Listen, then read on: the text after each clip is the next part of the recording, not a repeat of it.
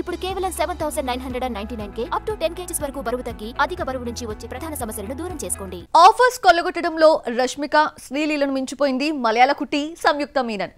కానీ ఆడియన్స్ కి హాయ్ చెప్పడంలో మాత్రం వెనుకబడిపోయింది.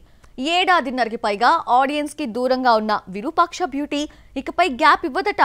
ఈ ఇయర్ ఎండింగ్ నుండే డిఫరెంట్ కాన్సెప్ట్ ఫిల్మ్స్ తో బాక్సాఫీస్ పై దండయాత్ర షురూ చేయనుంది. గ్యాప్ తీసుకోలేదు, వచ్చిందంతే అంటోంది Samyuktha Menon. Bheemla Nayak, Bimbisara, Sir, Virupaksha back to back హిట్లతో టాలీవుడ్ లక్కీ లేడీగా అవతరించిన ఈ మలయాళ కుట్టి జోరుకు బ్రేక్ లేసింది డెవిల్ ఫ్లాప్.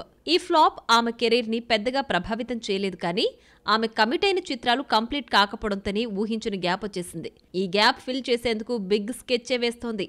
డిఫరెంట్ కాన్సెప్ట్ చిత్రాలతో ఈ ఇయర్ ఎండింగ్ నుంచి ఫ్యాన్స్ కు ట్రీట్ ఇవ్వబోతోంది. అఖండ 2 వాయిదా పడింది, కానీ లేకుంటే సంయుక్త సందడి సెప్టెంబర్ నుంచే స్టార్ట్ అయ్యేది. రావడం లేటేమో కానీ రావడం పక్కా అన్న ఈ బ్యూటీ డిసెంబర్ నుంచి బ్యాక్ టు బ్యాక్ చిత్రాలతో పలకరించిపోతోంది. డిసెంబర్లో అఖండ 2 రిలీజ్ అయ్యే ఛాన్స్ ఉందని బాలకృష్ణ ఇప్పటికే లీక్ చేసేశారు. రొమాంటిక్ ఫిలిం నారీ నారీ నడుమ మురారి సంక్రాంతికి రాబోతోంది. ఇవే కాకుండా తెలుగులో మరో 2-3 ఫిలిమ్స్ కు కమిట్ అయింది. మైథాలజీ ఫిలిం నిఖిల్ స్వయంభూ, బెల్లంకొండ సాయి శ్రీనివాస్ హైందవ, పూరి జగన్నాథ్ సేతుపతి ఫిలిమ్స్ కూడా నెక్స్ట్ ఇయరే రాబోతున్నాయి. టాలీవుడ్ లో సినిమాలు చేస్తూనే ఇతర ఇండస్ట్రీలను చుట్టేస్తోంది సంయుక్త మీనన్. బాలీవుడ్ లో మహారాజ్ని, క్వీన్స్ ఆఫ్ ది క్వీన్ చేస్తోంది.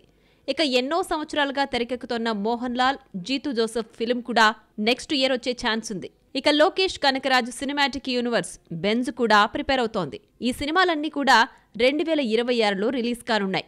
ఈ lineup back to back releases చూస్తుంటే ఇక గ్యాప్ ఇవ్వనట్లే కనిపిస్తోంది సంయుక్త.